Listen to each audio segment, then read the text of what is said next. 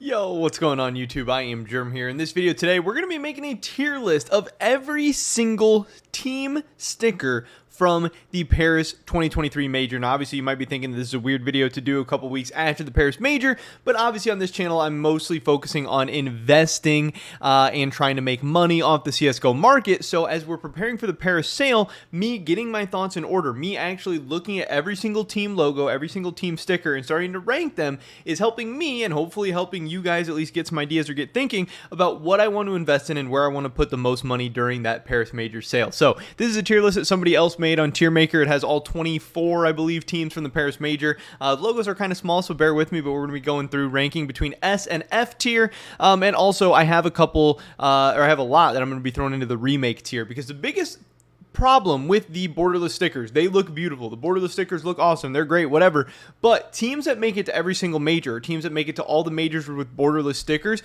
for example, Bad News Eagles, they have another sticker. I think they were in Antwerp. We have Vitality, which has made it to, I believe, all the majors, Stockholm, Antwerp, and Paris. We have teams like FaZe and Navi, and I'm just going to keep throwing these teams in. I believe this team as well, but I can't remember for sure. But either way, they're either F tier or they're remake tier. I think they have one more though. We have some other teams like Complexity, like Liquid, like Pain, like Ninjas in Pajamas, like Ents, who have made it to multiple different majors. And like I said, the problem is that these stickers are pretty much just copy and paste because they're borderless. They're just the team's logo. And if the team's logo doesn't change, or if there isn't a way to really meaningfully change the sticker, some of these look maybe a little bit better than others. Like G2, they can add some different colors to it. Complexity, maybe the star is a different color, whatever. But, some of them like Vitality or Navi or FaZe, they're literally just copy and paste from major to major to major. So even though they once upon a time looked really good during Stockholm, each time it just gets a little bit more watered down. You're pretty much just adding to the supply. Why would anyone, or how can anyone pick between a Stockholm FaZe and an Antwerp FaZe and a Paris FaZe? And really, you can't. Obviously, during the Paris sale, the Paris ones are going to be the cheapest, but say a year from now, all three of those are just going to pretty much be carbon copies of each other. So that is, I think, the long-term issue with so many borderless stickers coming out, and why I think it eventually has to end, which will be a good thing for the market. But for now, I believe those are the only ones in the remake tier. If I'm missing any, I'm sorry. I'm just kind of doing this off the top of my head, but I believe those are the only ones that have other borderless stickers already in existence. There are a couple here that also have borderless stickers that I'm going to be putting higher up on my list, but none of these made the cut. So next, we can get into the F tier, where I have a couple of choices. First up is the Mongols. Don't really love this. Obviously, they're not very popular. Their logo's not that cool. I don't really think it comes across that cool on the sticker. The logo's a little bit too intricate. I don't really know if you can make it out from far away even what it is. Some people are maybe going to say, hey, the Mongol design's kind of cool. Maybe this one could be underrated, and this will definitely be one of the cheapest stickers from the whole collection. And honestly, in past collections, sometimes the cheapest stickers do perform pretty well, because you can get them for such cheap prices that they actually, when they go up with the market, they actually have decent returns. That might be the only reason that I would even consider buying the Mongols, but I don't really like the team. They're not popular. The logo's not cool. The sticker's not cool. Don't really see any reason to throw any money towards the Mongols in this one. Next up, I have Greyhound in the F tier. It's crazy that, just by looking at this logo, I could guess that their team was named Greyhound. It's like Greyhound Gaming or something. Logo's pretty bland, pretty uninspired, pretty boring. Honestly, it looks like a created team logo from a sports video game or something like that. Like if I wanted to make the Greyhounds on Madden or something, I would probably come up with this logo. Not a cool logo, not a cool sticker, not a cool team. Think it's going to be very low demand. Next up, we have Force, and Force has actually been in some of these other majors, or at least one of these other majors, but they actually had a logo change, a logo redesign. This one, the biggest thing it has going for it is that it is red, and red is usually a pretty popular sticker, but again, not very popular team. The logo's not very cool. I don't think the stickers look all that cool. It's decent. It's probably better than Greyhound and Mongols, but overall, I'm just not that excited about it. I don't really care about it that much. And I think that's all I have for the F tier right now. Like I said, if OG doesn't have any other borderless stickers, I would put them here. I don't really know. Either way, we'll put them up there just to make that tier not so big.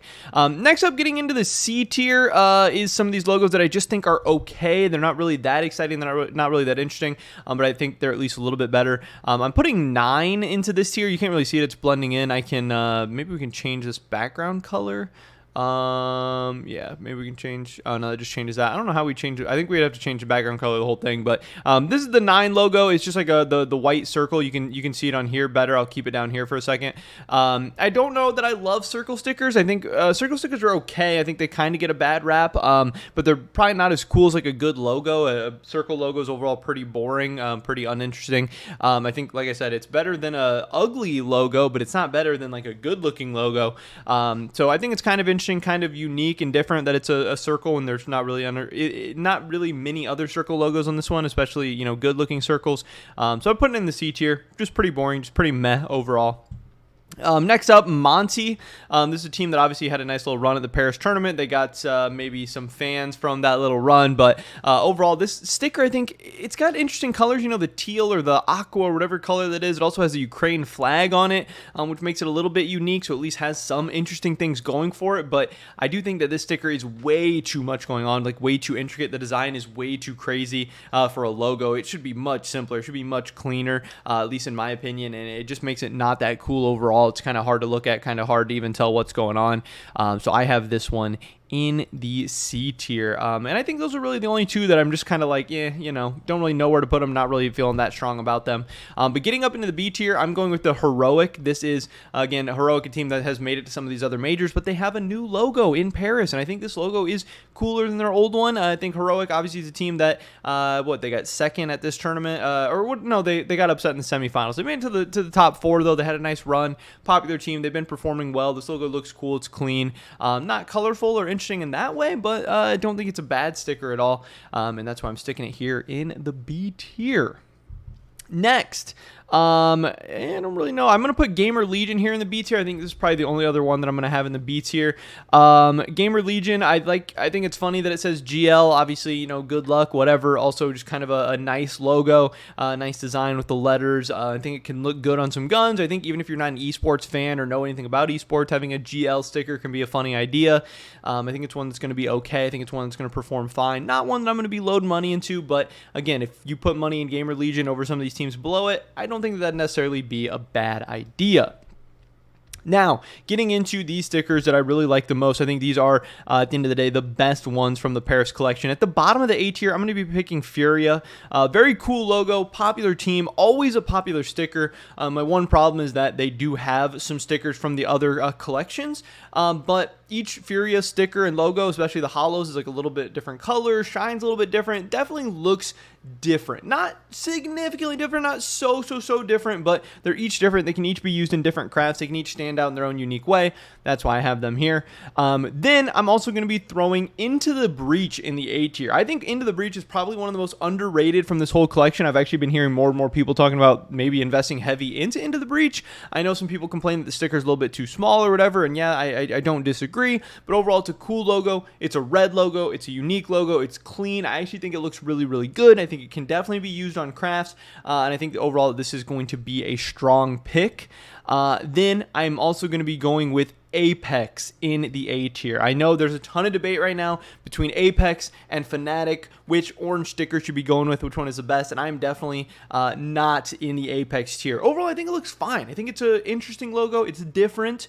It's orange, obviously, which there aren't a lot of good-looking, clean orange logos. I think overall, as a borderless sticker, it comes out looking really nice, and if you go with Apex, I don't think you can go wrong. I'm not saying Apex is bad at all. Again, I have it very, very high up in this tier list. I think Apex is fine. It's just not where I'm going to be going, especially when we have Fnatic on this list, which I am putting in the S tier. Again, between Fnatic and Apex, I don't really see how so many people can be arguing for Apex. I think Fnatic is the most underrated sticker in this whole thing.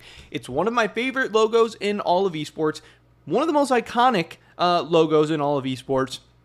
It's orange. It looks great. It doesn't have other borderless stickers unless you count like the old Katowices and stuff, but they weren't at Antwerp. They weren't at Stockholm.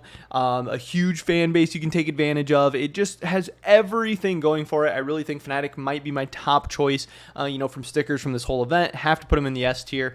Also going to be going with Mouse. Again, my big problem with Mouse is that they were at Stockholm, and it pretty much looks exactly the same, but it is Mouse. They have so much demand that I really think Mouse is going to be able to overcome just having 2 borderless stickers stickers. You know, thankfully they weren't at Antwerp, so it's just these 2 majors. And again, the Paris ones you're going to be able to get for significantly cheaper than you're going to be able to get the Stockholm ones during the sale. So there's an opportunity to kind of build a lower cost basis position there. And then Fluxo, the sticker looks so nice. The holo obviously having that purple to it. Not a lot of great looking purple stickers. I think it's an awesome craft, especially on stuff like whiteouts and print streams and stuff like that. I think Fluxo is going to be a big winner from this thing. But yeah, these top 6 I'm honestly pretty excited about. I don't really think you can go wrong with any of these top 6, and I think these are truly the top 6 from the major, and everything kind of below it just kind of, you know, take your pick between them. They're all pretty lackluster in a lot of different ways. But overall, this is my Paris tier list, and again, I really do think that this defines a lot of how I'm going to be spending my money. I do think Into the Breach, Fnatic, MOUZ, and Fluxo are going to be some of the main places that I'm putting my money as far as team stickers into Paris. But yeah, we're just preparing for the sale. Obviously, some things are changing all the time. I'm, you know, kind of trying to focus and key in my strategies as we get closer and closer. So that's why I want to make this list. I'd love to hear your guys' thoughts and opinions. Hopefully catch you in the next one. But until then, peace.